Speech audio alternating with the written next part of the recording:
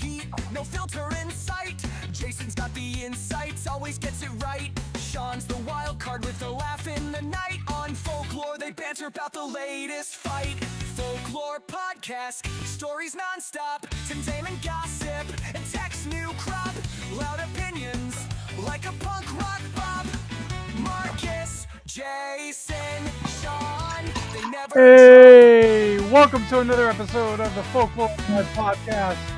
I'm CEO and founder of Lord TV Marcus, and I'm here with Jason and Sean. How's it going? How's it going, guys? How was Hawaii, Jason?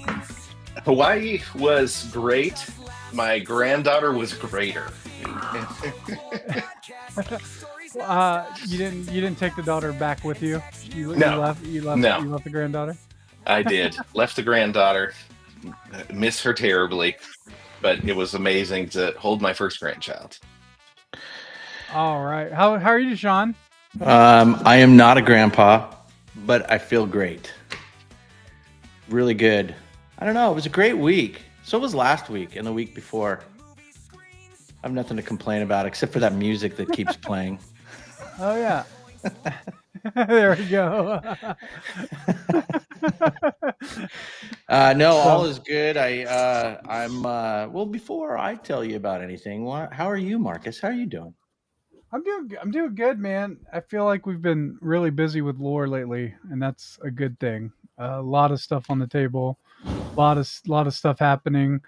Billy Jack's show is just crushing it. A lot of people excited about it and super pumped to get that show, the first episode, funded. So you go to lore.tv, LOOR.tv, and make a contribution, buy some loot, and fund that. And we'll show you some clips of some of the other animations he's done later on. But I'm super pumped up and excited about it. So.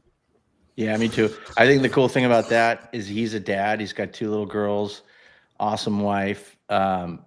If a dad can get a gig where he can stay home and be with his kids and still do what he loves, that is like you've just hit the lottery. So that's what I'm excited about, is if we can get this thing funded, you know. That's why I think lore is really important, because it allows an artist like Billy to do something with his kids and have some sort of ownership and control in a way that'll also protect his kids, right? So, I don't know if you guys know this, but the kids who do the voice of Bluey, nobody knows who they are. They've kept it a secret. So, as a way to protect them and stuff. Oh, that's fantastic. Is there a hissing or something? There's a hissing. I'm trying to think. Who's hissing? Is it you, Jason, or is it me? I always feel like when I don't even hear it. So yeah, I don't know what it is. Is our green no? room He's guest muted. now?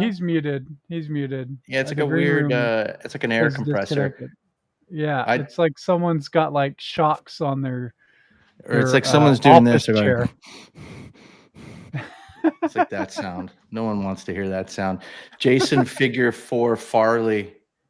Sorry, it was Chris Seagroves again. Foiled by Chris. He was the one hissing.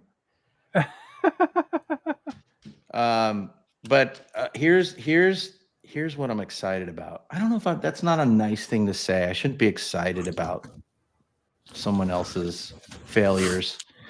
But did you guys hear about Warner Brothers Discovery and their big announcement? I didn't. No. This is huge. Is it South Park, right? No. They're getting South Park? No. So they changed their name to HBO. That's okay. I do want to talk about that. No one has changed their name more except for Sean Puffy B Diddy, Puff Daddy, Sean Love Bro Combs. He was probably doing that for legal reasons. HBO and Puffy are almost tied for how many times they've changed their names in their careers. And I think there's something funny to be said about that. But yeah, talk about an identity crisis. We're HBO, we're HBO Max, we're Cinemax, we're Max, we're HBO, we're just Max. Anyways, but that's not the story. The story is Warner Brothers Discovery Well, what's great about this is they're spinning this like, oh, this is this great news. We're just deleveraging and whatever. They use all their corporate language. They're splitting into two parts: the streaming and studios, and then all the CNNs and all the things that are dying are going into a thing called global networks. Two separate CEOs. They're doing it in a way where they don't get a tax hit. Dirty little secret: they've got $33 billion in debt. And they're just doing another 17.5 billion in they have a fun spin word for it, but it's basically bridge financing. So they're in a world of hurt. But I sat on their investor call this morning, and it is just, if you ever want to hear how you can just take terrible news and just put a real big spin on it, this was the most. Investor call public, because it'd be really fun to like. It's really fun, yeah. Yeah, it's not public per se, but I figured a workaround and got into it. And the funniest thing about the investor call, anyone who wants to do it, the moderator, does anyone watch Family Guy? And they have the Japanese news lady says, "I'm standing here in front of the whatever." Yeah.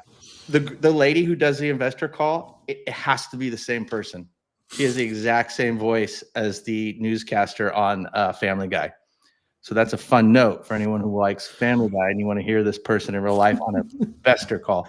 But they spin this thing so much. But basically, if you want to decode that 1 hour investor call, it was like, cable is dying, CNN is going to go away, no one's ever going to watch cable, and these things are going to die. So we had to split the company, but we're going to make you think it's a real good piece of news.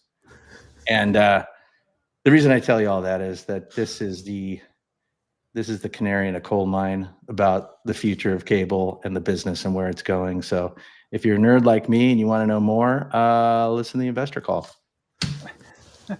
Because it's dying. Yeah, there's a lot of streaming news. We don't have time to report everything, but also I will say that Disney is taking the remaining 33% ownership away from Comcast. Is it? They're the last shares, and so that deal will finalize, and Disney will have complete ownership of Hulu. That was the other big streaming news today. Yeah. But I am hearing some music. Oh, wait a minute. Do I hear a good?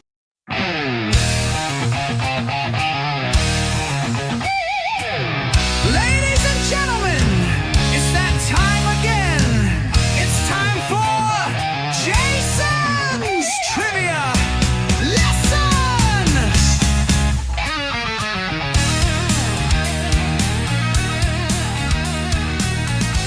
Is that Steve Stevens on guitar? I don't know, but that is now my alarm in the morning. That's how I wake up. So Is it really? Is it? It probably is. Huh? No, I got to download it though, so that I can make it. That's good. Okay. Awesome. What do you All got? right, I got a good one this week. So as we all know, in December of 1991, the USSR officially dissolved. But a few months before that, some months before that, the Leningrad CTV, which stood for Communist Television, state-controlled media, was freed from communist control for a handful of months before the USSR fell. And there was one 2-episode special that was produced during that time based on a previously illegal book. It aired a single time over the course of 2 evenings before communism collapsed and Leningrad TV was dissolved forever, became St. Petersburg TV. The question is, what was the book and the special that they recorded and released during those few months of freedom on Leningrad CTV? That wins the award for Deep Crate Trivia Question of the Year. You know, I've learned now after several weeks of doing this show. This would be $1 million question on Who Wants to Be a Millionaire. Like, this is the $1 million question. That's $1 million question. So I've learned over the few weeks of doing this with you, Jason, that I can't track. By the time you're like halfway through it, I don't even remember what we're talking about. So I've written it all down. I want to take a crack. I think I have the answer. All right, I'm ready. Okay, and I know I probably shouldn't participate because we should allow all the millions of listeners and people that are the phone lines are blowing up right now. Okay, I think it's one of a few. It's either Das Kapital Punishment, the game show. Is it that one? No, that's not very close, but that's good. That's funny. Okay, if you don't want to double check, I understand. Okay, or it's 50 Shades of Red. A little too early, right? We didn't. It was a little before that era. Yeah, 50 Shades of Gray yet. I didn't have my count. Which started as fan fiction for what was that vampire? Anyway, that's another. I don't know. But next time I try to get fresh with that, I'll have an almanac by my side. So here's. I think it's this. It's Animal Farm to Table.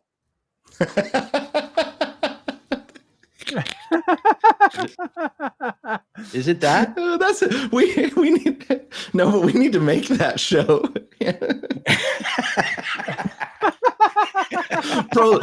Serving this week proletariat pie.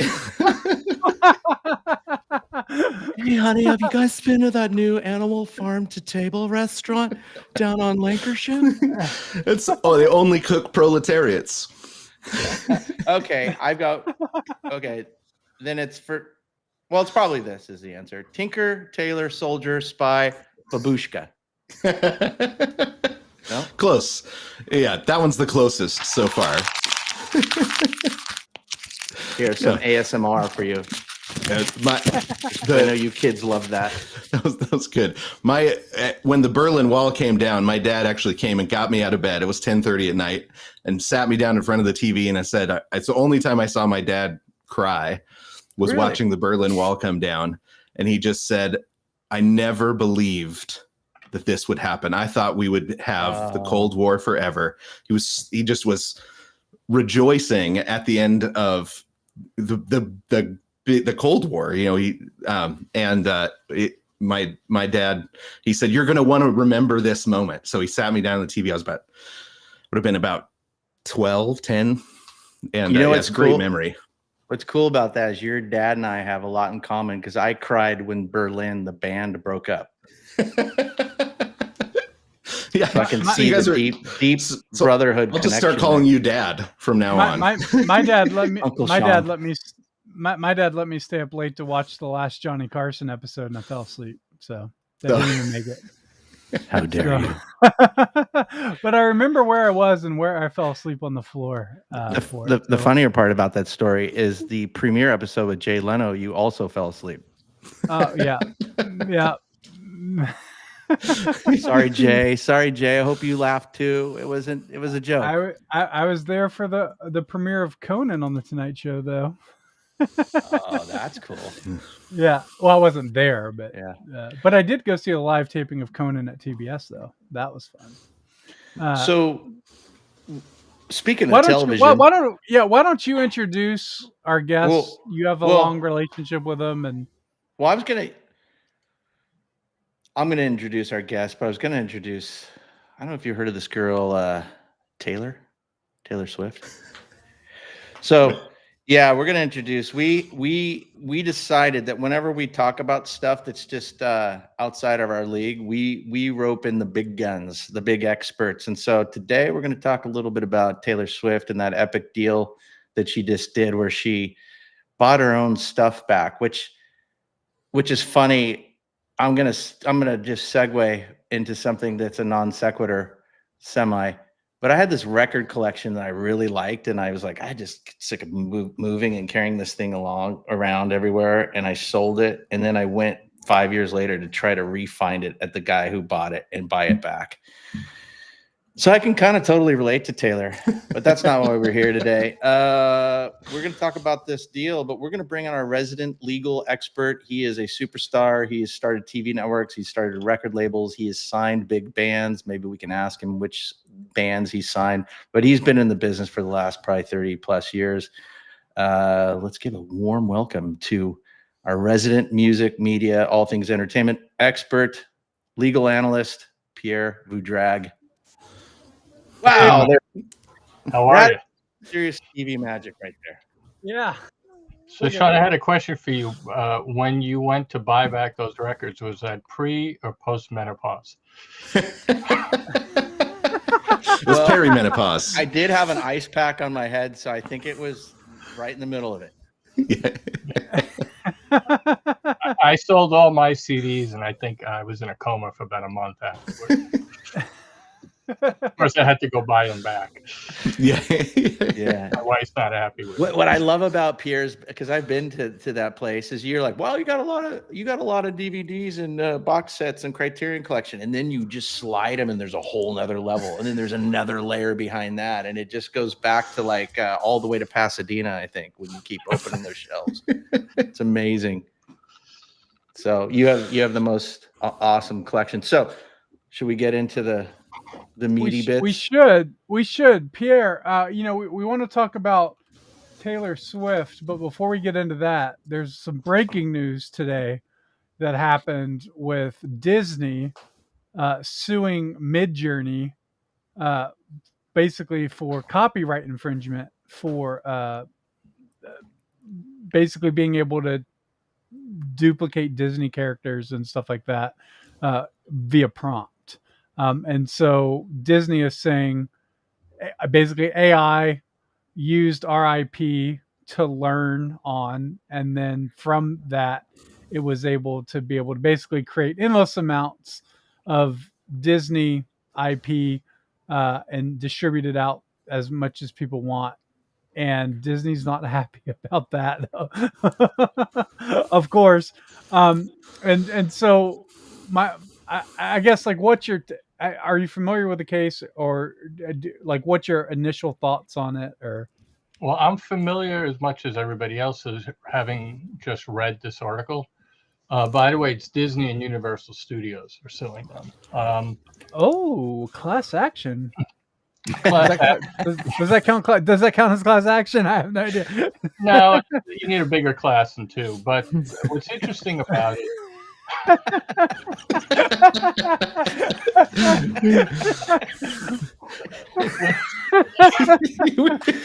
That'd make a great episode of Better Call Saul. Supposed to be the comedy segment.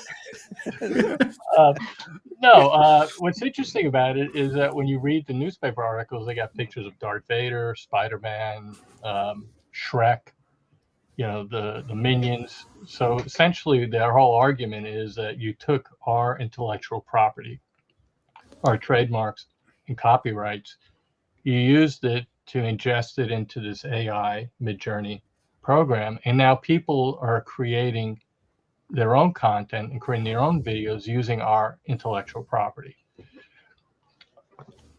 So it goes beyond just you used our images to train our intellectual property to train your system, but now you're taking that training and you're letting anybody generate videos and content using that intellectual property. Yeah. So, and by the way, if you look at the article, they have a photo of Spider-Man. It looks like something out of the movie, but it's not Disney's movie. I got a question for you, Pierre. Pierre. Is it Spider-Man? Well, that's the question. I mean, you want to get into it? It looks like Spider-Man. If it looks like Spider-Man and it flies like Spider-man, it must be. Here would be my. Is it Spider-Man or is it fan art? Well, here's the thing. Fan art would imply that the fan is actually creating the art. Are they not? But really, it's this. What is a fan? That's a new Matt Walsh film coming out next summer. You consider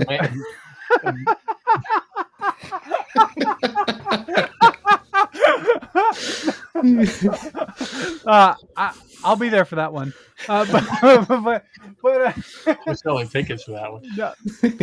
But so my case would be the artist is the one that generates the prompt. The artist is not the tool. Yeah, but let's back up for a second. What's your definition of an artist? Somebody who creates something, or somebody who just assembles something. So if you're putting together a spreadsheet, are you an artist? Or if you're taking pen to paper and you're saying, I'm going to create a character that's brand new. Anyone with a tattoo. I've seen some amazing spreadsheet art. I'm sure you have, but you know what? You get my point, right? Yeah. And Yeah. I think that's this is going to be really interesting legally, because it's like people scratching records.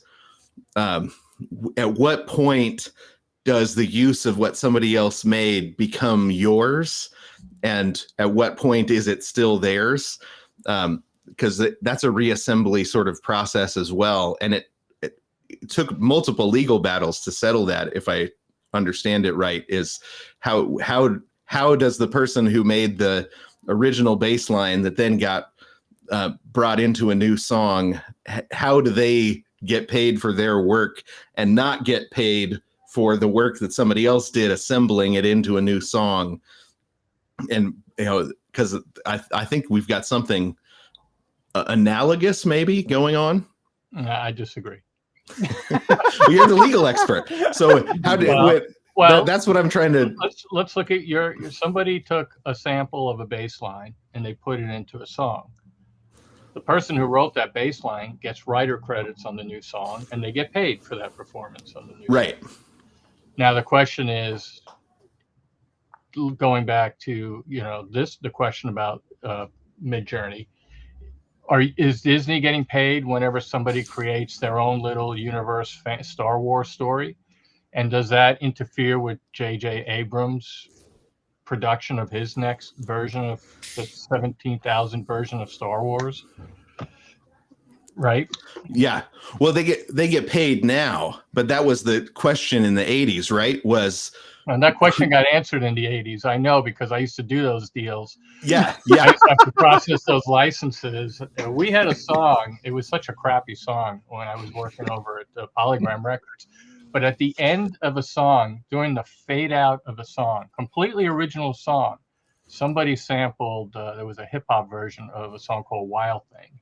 And they sampled the singer going Wild Thing, which you could barely hear because the song was fading out.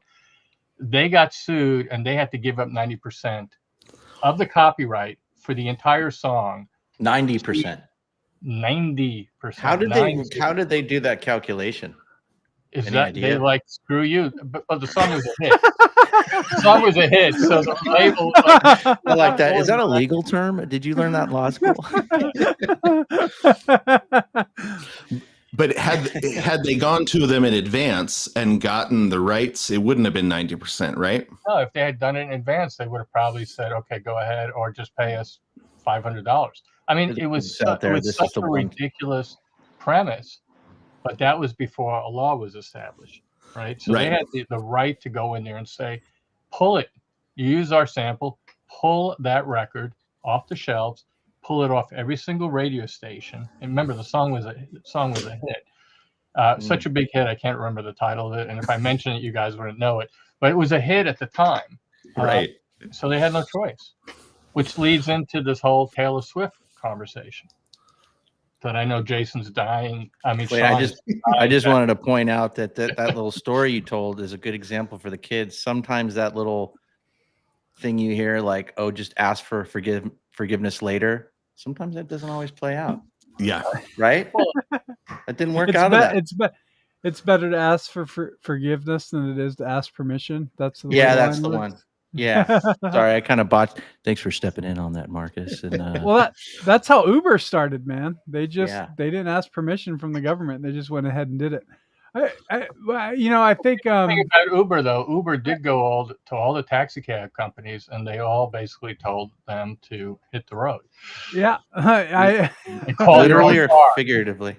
Yeah. As someone that pitches to media investors every single day, I know exactly how Uber feels.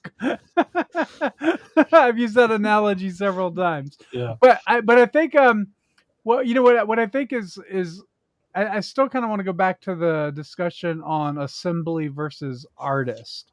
So,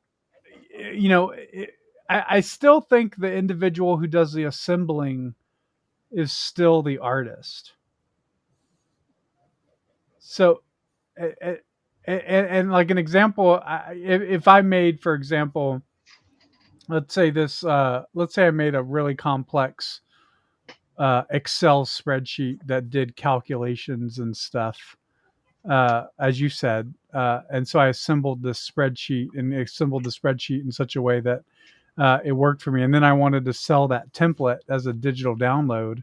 I could do that, and I don't have to pay Excel or Microsoft a royalty fee, even though I assembled it. And so, I'm trying to understand, like, well, fan art, usually you can't already. I think law protects you. You can't really sell fan art anyway.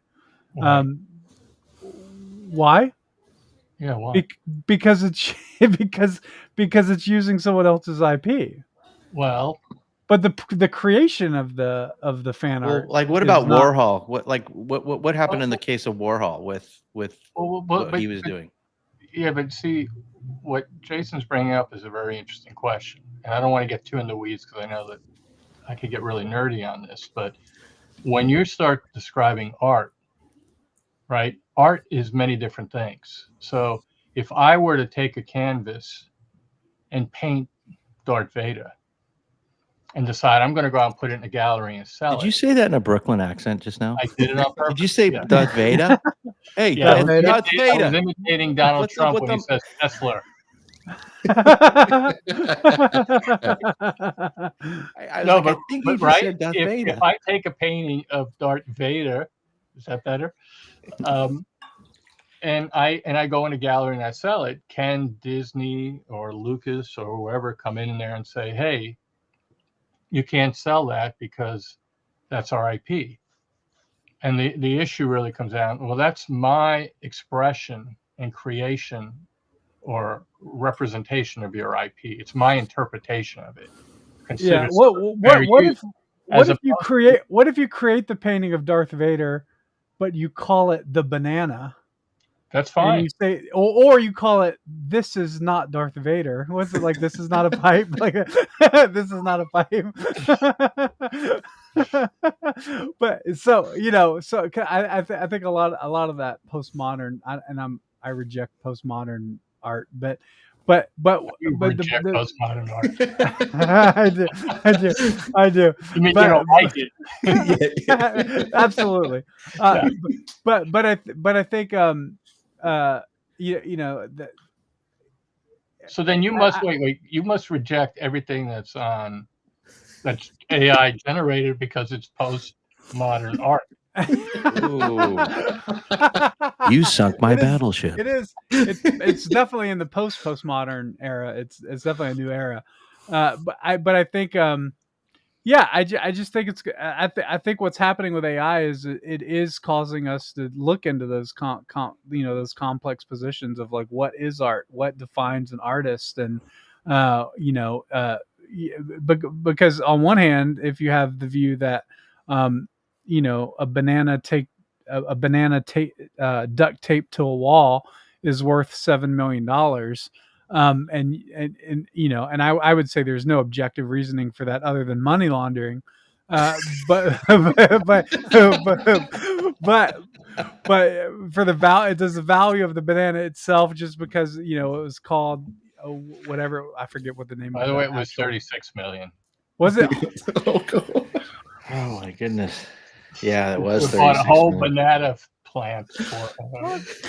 I always wonder, what happens when the banana rots? Do they just Well, replace it? he pulled it off the wall and peeled it and ate it in front of everybody right after he paid for it.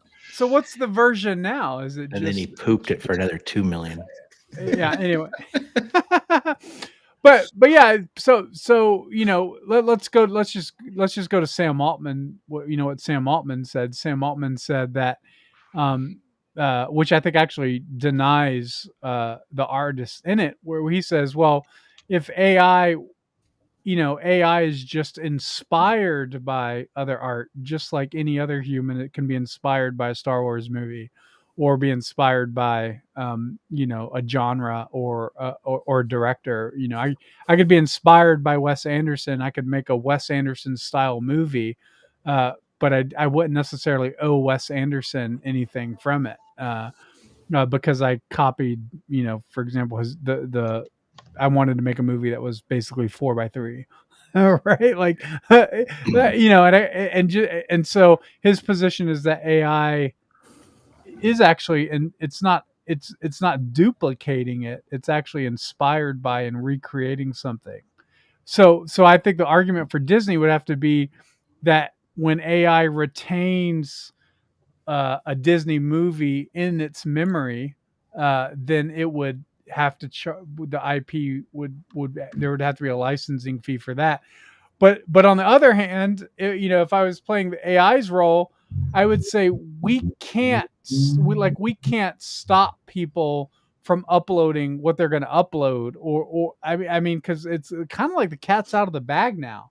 Like it exists and it's consuming information, and it's like how do you bring that back in? Like that would be Well, they my did concern. it. There's a what? I mean, they did it with Napster. So when that was happening, the record industry was just going wild in that 98, 99, 2000. They wanted to destroy Napster.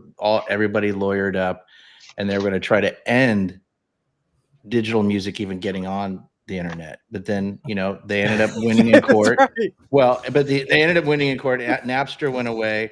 Apple came in and they figured out to make a way to make it work. Or maybe that's so should there be a Disney AI where you can actually create Disney generated AI images, and then that way you're paying Disney to use the AI? That would be one way I would look at it. But the solution is, one of the things I kind of resonate with is the line that says piracy is a distribution problem. And I think like I've never downloaded bootleg anything, but if I did, I haven't done so in a long time, right? Like not since I can get any movie that I want very quickly right from my TV, and know it's authentic and stuff like that. So the thought of that sort of like torrenting and all that sort of stuff hasn't occurred to me in years. So this idea that, hey, there's this way to generate or get content, that's very easy to do, just like Napster was. And it's actually better and more convenient to do it that way, as opposed to it's not better or inconvenient to have to go to the Walden bookstore or to the record store and actually purchase that CD, take it home, rip it, upload it to an MP3 player. That was where the distribution problem came from. And so right now we have people who are like, well, I just want to make a stupid meme really quickly. And I don't want to go through Disney's legal channels to be able to do that. And I kind of see it like memes. It's like memes are used all the time and nobody's getting paid for memes. Not that I know of. I'm sure Disney has some. Pierre, can you talk about like from the legal standpoint, like if you don't explain maybe to us how that works, if you don't protect your copyright, that's also really risky. If Disney just said, hey, you know what, the world's a new place, we're just going to let people do what they want, like there's implications for that legally, right? A couple of things. I just want to address a couple of things that Marcus said. Going back to his spreadsheet, he created a brand new way of calculating, numbers, and he's selling the spreadsheet. He's not selling the Excel program. What he's selling is his formula. It just happens to be in the Excel form. When we're talking about Napster wasn't taking someone's copyright and duplicating it and creating a new version of it. They were just taking music and they were distributing it in a different way.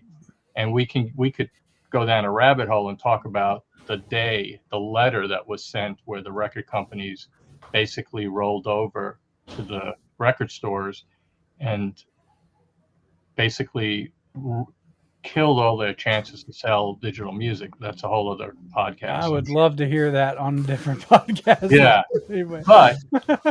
But to your point, Sean, like, back in the 80s when copy machines became a thing, right? Because before that you had to get Mimeo sheets and they had to go through a printer. You had these copy machines. People would say, go make a Xerox of it. Go make a Xerox of it. And Xerox spent a lot of money fighting everybody, saying, It's not a Xerox, it's a copy. Xerox is a brand. Yeah. Like, Don't did you use a guys proper know noun. that toothpaste was not originally called toothpaste? It was literally a brand name. And the It's like brand, Band-Aid, right? Like Band-Aid. Xerox, yeah, it became Kleenex, so, toothpaste, yeah, it became rollerblade. so synonymous with it that they lost their trademark. So Disney has to protect its trademark and its copyrights, and that's what it's doing. Because at the end of the day, what is a studio? It's the IP that they own. What's a content creator, right? Imagine somebody like Salvador Dali. I don't know if he's post or modern art, right? Those are his copyrighted works. Andy Warhol, a whole different story, argument about that. But anybody who creates original work, they have to protect it or they lose it. So I think the argument that, oh, it's technology and the technology is an artist, no, because if you take, let's just say you took Andy Warhol, how would he approach Spider-Man versus Todd McFarlane? Right. They take their own individuality and they put it into it. Like if going back to my example, if I painted Darth Vader, I would paint it in my own style. What AI is doing is literally recreating it to a T. And there's no individuality in that. There's no artistic sense in that. It's just we're copying it, we're duplicating it. It's a difference between taking a sample of a song and recreating a whole different song using that sample, as opposed to just re-recording the song. But you're re-recording the song and you're saying, hey, I wrote this because I'm playing on it. So in a real sense, it's Disney's job to in order to protect all its employees and everything, to protect the IP. So they have to do something. If they don't, they've forfeited it. And then it's the people making the tech, it's their job to make the best tech that they can, and then it's the court's job to come in and say, here are the legal definitions, here are the legal lines. So the lawsuit isn't a bad thing. It needs to happen because we need somebody that can come in and mediate and say, here's how we make sure we continue getting more Disney art. Here's how Disney protects their IP, protects the income, pays their artists, and we can get more of that. And it's the tech company's job to build the best tech possible and then do it in a legal way. But we need the courts to come in and say, you guys have jobs that are bumping up against each other. Let's draw the legal lines. I mean, that's kind of what's happening. Yeah, I mean, think about it. Even though it's Disney and Universal, and they're two of the biggest, but they're also however this plays out is going to protect everybody who creates art. It's going to protect lure directors and creators and producers. Right. It's going to protect the person down the street who's a painter who's struggling to get their painting sold, and they're building up their reputation. I know we want to talk, and Sean wants to really talk about Taylor Swift, but Taylor Swift. I'm totally okay not talking about Taylor, by the way. No, but it's an interesting thing because she, as big as she is, we just think about her as the biggest star in the world, right? A billionaire. She started out just like every other independent, playing in little clubs and in talent contests, and eventually she got to the point where she is now. But imagine she couldn't protect her work. Somebody else would come out and recreate her work and put it out as if it was her. Where would her career be? Well, and where not would just any her man's career be? It'd be right where mine is right now. Yeah. The Emmys behind you, Sean. You're doing okay. But it also protects behind me. You got Emmys. Come on. But it also protects everybody that Taylor Swift hires for her tours. It protects, because a lot of people are making money helping Taylor Swift. She can keep paying them if she protects her IP and continues making money, right? There's a whole Taylor Swift economy behind her that is people getting paid too. So, but I still don't quite understand. Like, could you explain exactly what it is she bought back? That's an interesting question. So the story goes, I'm not a huge Taylor Swift fan. I'm not a Swiftie, but Wait, you are a Mickey Mouse though fan, aren't you? Aren't you wearing a Mickey Mouse T-shirt? Look at that. Look at that. Steamboat Willie in the public domain. Yeah. Or you can come watch it on Lore because it's on Lore. I know. I have. It is on Lore. But what? So just to break it down in a nutshell, not to get too into the weeds, she was signed to a record label. She had a record deal. The record label sold. The company sold to another company, and she was pissed off that she didn't have the opportunities to buy back her masters. Probably one of the reasons why the company sold overall was because they owned her masters. That's a whole other discussion. But her position was, I should own my music. Okay. We can get into the weeds as to the inequities between a traditional record contract and how they screw the artist and how that whole recoupment thing goes about. But she decided, I'm just going to re-record my records that are under that deal, and I'm going to release them as the new version. And by the way, she got a nice, sweet deal from Universal Music to do that. Can you just at a kind of third grade level just explain the economics of a song, Sure. the publishing, and like let's just say something. Let's say in the old days, if a record was $10, what does everybody get in this model? What does everybody get in her model? Kind of thing. So the one thing, the dumbed down school version of it, there's two things. You write a song and you record a song. Just because you write a song doesn't mean you're going to be the recording artist and vice versa. Paul McCartney wrote the song Yesterday, and I believe at one point there were 6,000 re-recordings of that song, everything from Frank Sinatra, Elvis Presley, to everybody in between. But if you get a record deal, let's say Taylor Swift, again, I don't know the mechanics of her deal. I don't know what her deal was. And let's go back to the old school record, right? She got a 15-point record, a deal, which means she gets 15% of the list price of a record. So let's say the record is sold for $10. That's the list price. She gets $1.50. Right. So every time a record sells, she makes $1.50. What happens is, let's say you're Taylor Swift and you get a recording contract that says you're going to recoup all the money that we lend you,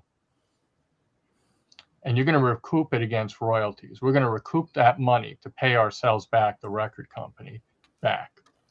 So let's say they give her $1 million to record an album. How many albums does she have to sell in order to start to say, I've recouped that $1 million? So you probably think, oh, she has to sell 1 million records, right? Or 750,000 records, or whatever the number is, because she makes $1.50 a record. But that's not how it works. She gets 15% of the gross of the record sales. So she recoups at 15%. So in order for her to recoup that money, she has to sell almost 12, 13 million records to get paid on the recoupment value of what she was paid to record the record. I think that was the 5th grade version. Okay, it might be, but who's smarter than a 5th grader, right? But you understand, right? You understand how that works. Yeah. So nobody. Can you explain the masters though, about the difference? Like, one thing, like on Spotify, you'll hear a lot of bands now from the 80s that had big hits. They're re-recording their songs. So now you're hearing like the worst version of like "Stuck in the Middle" is a good example of a song from the 70s. And I used to hear the classic one that I'd hear on classic radio, and now I hear the one that Larry, whoever's still left in the band, just recorded a year ago, and it's just not the same. But why did Larry do that? Can you explain that? Like, because Larry never recouped. He still owes the record company money from back in the 1970s. So what Larry does, because every old record contract says when you're you record an album, you can't re-record it for 7 years. So since Larry recorded "Stuck in the Middle," or whoever, Steelers Wheel, Steelers Wheel. I don't know who's in the band. I think it's their only big hit. Hopefully, a guy named Larry. It's going to make my bit not work. Yeah. But what happens now, they go into the studio, they record it, they own the masters, they can license it. You know, when I was over at Tennis Channel, we were doing the Australian Open. So we wanted to use a Men at Work song, Down Under, very clever. That was so clever. Who thought of No, that? I mean, that was like genius. I was like, can't you guys come up with a better song? But they had to go to the songwriter because he was the writer of the song. So they had to get permission from the writer as well Colin as Hay, the in case you want to know. Colin Hay. Yeah. And Colin Hay came back and said, well, why don't you use my version instead of the version that everybody likes? And it was the same thing. It was terrible. And we said, no, we'll go with the original. And he almost didn't want to give us the rights to it. But eventually he realized he was making money. He was getting a check as a writer. But that's why, because you don't really make money as from your record sales. Love 40 pure. Love 40 pure. Did that answer your question? No, yeah, it kind of did. So going back to the Taylor thing, my big question is, was this just more of an ego vanity play? Like, oh, I'm going to show Scooter Braun and all the people that wronged me, and I'm going to get my catalog back. Or is she really going to make that? The rumor has it, it's 360 million. No one really knows, but that's what the rumor is. Is she going to make that 360 million back from like Spotify streaming? Because I know, maybe we're seeing a little bit of vinyl and physical media getting sold, but will she make that money back? Absolutely. Yeah. Okay. Because I'll tell you what, you know what happened with that? I guarantee you. I don't want to guarantee anything, but I wouldn't be surprised if Universal put up the money or advanced her the money. And then she's a billionaire, so what's $360 million? But if you read the article that came out today, she's now talking about, well, maybe I won't re-record the 2 albums that I didn't re-record, and maybe both records could live together in the same universe if my fans want it. Yeah, that's her position. Yeah. She's not an emotional. She plays the emotional card, but she's a very smart business person. She's a very smart business person. It's been impressive to watch her navigate the business aspects. Yeah. Yeah. But you always wonder, though, is it really her? Is it the team behind her? And it's like, she's just so smart. She's just such a smart young lady. Well, a smart person listens to her smart team. So that's exactly you're right. Yeah. You're right. Thank you, Jason, for checking. We used to have this argument about bands in the 80s, right? All these bands, if you're a successful band, success usually means 3 years and then you go away, right? Everybody was talking about how Guns N' Roses are so smart because they use all the smart people around them. But then what did they do? Axl Rose fires everybody and takes 15 years to record a new record. And then started dressing like a lady. Well, he looks like a drag queen is what he looks like. Dude looks like a lady was about him, right? Well, pathetically, yeah. By the way, just for the record, that's my least favorite song ever. Is that song? Just in case anyone wanted to know. Yeah, I just can't stand that song. It's the worst How do you feel song about ever. the Disco Duck? Which one? Disco Duck? Yeah, Rick Dees. I don't know. It's like that's a deep cut. That's a deep cut. It's right there with "We Built This City on Rock and Roll." That's another one I can't do. Or "Aha," "Take on Me." That's a downer. I don't get me started on songs I don't like. But I've tried to raise my kids in an Aerosmith free zone. Aerosmith free. Did you hear that? That's why Jason has such great kids, because he's raised them in an Aerosmith free zone. Yeah, that's the secret to parenthood. Right, it's hard. That's why your kids are so great. It's pure prejudice, but I just don't like Aerosmith. I know they're good at what they do and all that. It's pure prejudice. I don't have any good reason. They were really good at what they did. I don't know what they're doing now. But. Yeah. He's having a little meltdown, but that's what happens when you've been Botoxing for 47 years. I think that's around. It's true. It goes to your head after a while. You can't do that much. So I'm going to have trouble soon. We're gonna. I almost feel like we should just push all the other stuff we're gonna talk about. But Marcus, you tell me, what are you thinking? I Am King Jr. Well, like I think AI is going to change a lot of things. Like I have so many questions. The result of this case is going to be really significant. Like one question I have, of course, is let's say, throwing out a name, Steven Spielberg makes an AI generated movie using OpenAI.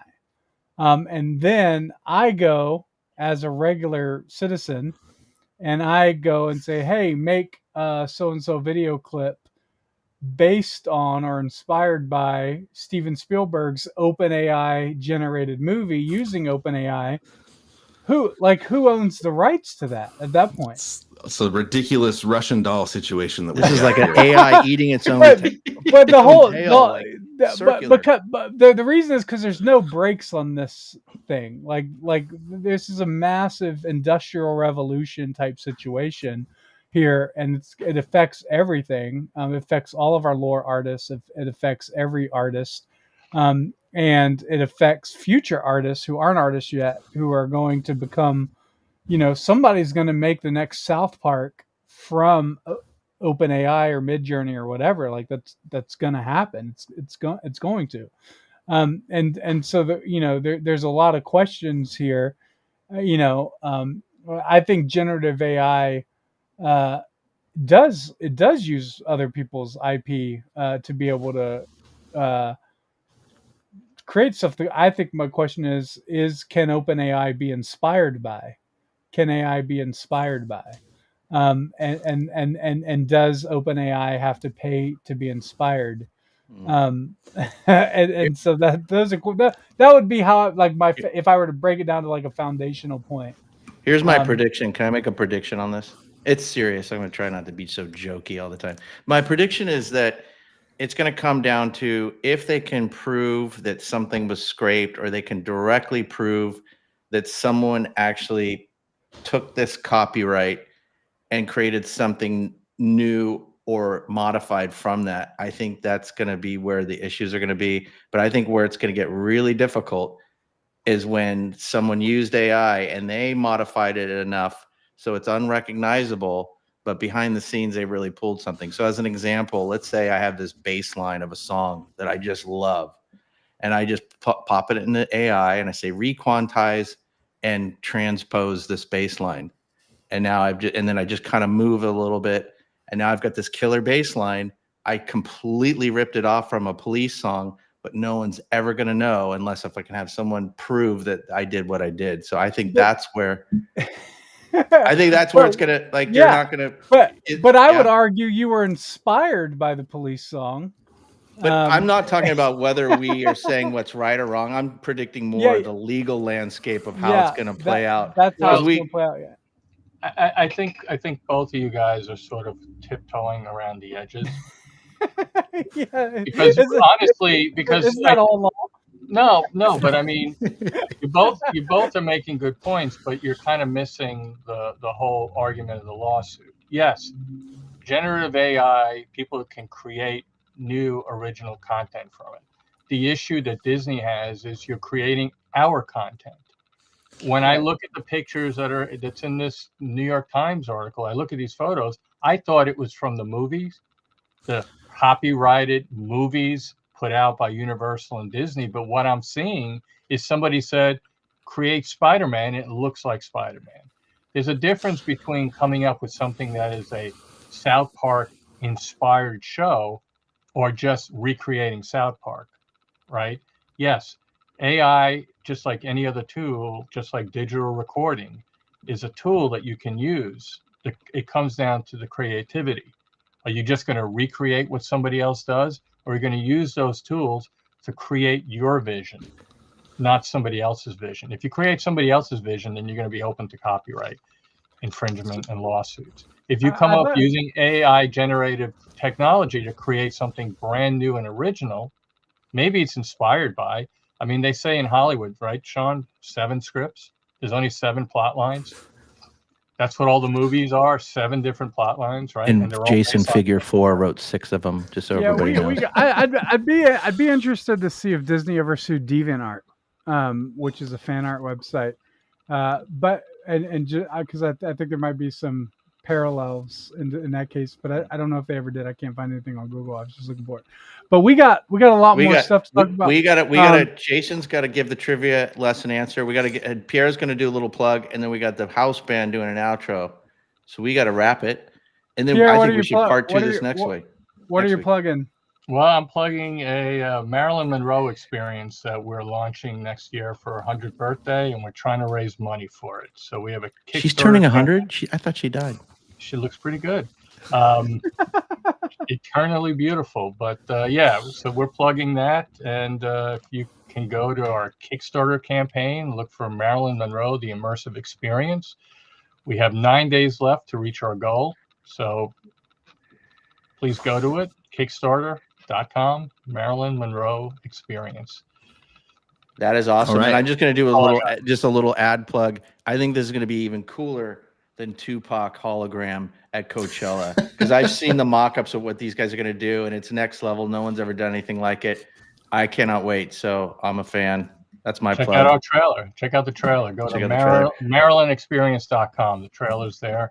Click on the donation link. It'll take you right to our Kickstarter campaign. Jason, what is the answer? All right. I So think to I know. remind you, I think I know. you think you Pierre know? knows? It's Stalin's. It's Stalin's. No, never mind. Go ahead. I was waiting for something good. Please, Yeah. no, I don't want to. Wasn't Stalin's favorite movie was the Jimmy Stewart movie, right? He was a big Jimmy Stewart fan. Anyway, we'll talk about that another time. Oh, I thought it was Bugsy Malone, but anyways. So you want to be a Anyone? boxer? You Yeah. want to be a boxer in the Golden Ring? I know Bugsy Malone. Okay, December of 1991, the USSR officially dissolved, but a few months before that, Leningrad CTV was given the freedom to do what it wanted because the Communist Party was falling apart and nobody was looking. And they produced one 2-episode special that was then based on a previously illegal book. And that illegal book was The Lord of the Rings. What? Wow. It came out for two. It was a 2-episode. It came out one time, and then they thought it was lost, but it was recently rediscovered, and you can actually find it on YouTube now. Really? There's some great stories. So in the 80s. The KGB, they thought that there was a group that was training to try and overthrow them, and it turned out to just be a secret Tolkien fan group LARPing in the woods. The KGB surrounds them, and they were like, "Oh no, we're just pretending we're hobbits and dwarves and elves."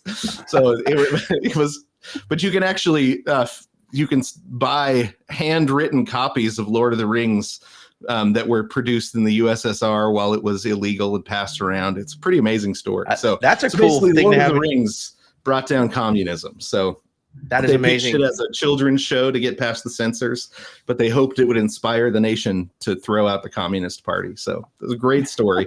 That is the award-winning Jason trivia lesson. Oh my gosh, it's amazing. I want one of those books. So just I know, find me one too. for Christmas. I'd love one. That sounds fun. Thank you. So did are the band, they were supposed to go on summer vacation, or is that next week they're going on vacation? Next week, yeah. Next week. Yeah, they're going to Edinburgh, They've got right? something for us. I heard they're playing Edinburgh. Is that right? Yeah, they're all ready for Edinburgh. Yeah. Well, Picnic in before the I play the band, Sean, is there anything on Lore TV you want to plug real quick? Oh, I just want to plug everything. Every show is awesome on lore.tv. I like Beards, Behind the Beards and Bikes. I like Gothics, like Esoterra, Florida Lee. I really like this new show called the Charlie and Evie translation, but that's coming out later. And I want to, Pro-Life Spider-Man is good. I don't know, you guys. I got a lot of shows. Who directed that? Whoever directed and produced that is Oh, was it Jason? really good. Wow. I didn't know that. No, it was No, Marcus. it was me. It was me, but Oh, it I was thought it you. was generative AI. It was, yeah. yeah. No, but I do want everybody, if they can. I really am so stoked on Will J, aka Billy Jack Animates. I just think it's so funny what he's doing, having his kids reread stories. Yeah, I and, didn't that's really, good. I didn't really direct Pro Life Spider-Man. I just prompted the cinematographer and the editor to do He's what a I prompter. wanted. He's a professional prompter. There's a career in that. What's the is the band? Are they sound check done? Yeah, they're ready to go. Let's hear it. All right, give me 1 minute. They're one of the microphone cables came unplugged. Oh yeah, that's those. Here we go.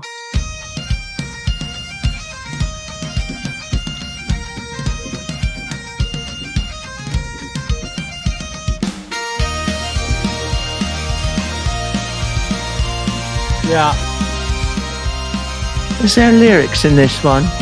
There is. There is. Pipe blows smoke in the air. Frodo's got courage and a rebel stare. Marching through Moscow with a hairy foot. A ring of fire where the iron curtain stood. Bagpipes scream in the cold night sky. Hobbits shout freedom till the echoes fly. An artist fights for the song she wrote. Disney locks its castle, keeps the AI afloat.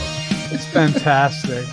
Keeps the AI afloat. From These guys are good writers. in the winds to howl. A punk revolution in a hobbit cowl. Communist walls crumble like brittle stone. The hobbits bring freedom, not a throne. Bagpipes scream in the cold night sky. Hobbits shout freedom to These guys, I don't think they got a new drummer. The picture of hobbits playing the bagpipe in the Red Revolution is pretty amazing. Yeah. Wow. Oh, paintbrushes and melodies stolen away. yeah. It's interesting. It's kind of anthemic. It's it's like if Big Country and Blink-182 just did shots together and formed a new band. Yeah, well, everybody, thanks for joining us on the Folklore Podcast. We really appreciate having you here. Be sure to like and subscribe, and also go to our YouTube channel at Lore TV, and subscribe there, and be sure to watch us every Wednesday at 4 p.m. Pacific time, and join the chat. Thank you. And Pierre, send us your address so we can mail your residual checks for this. Because there's going to be a lot. This is going to go into Lots of syndication. residuals.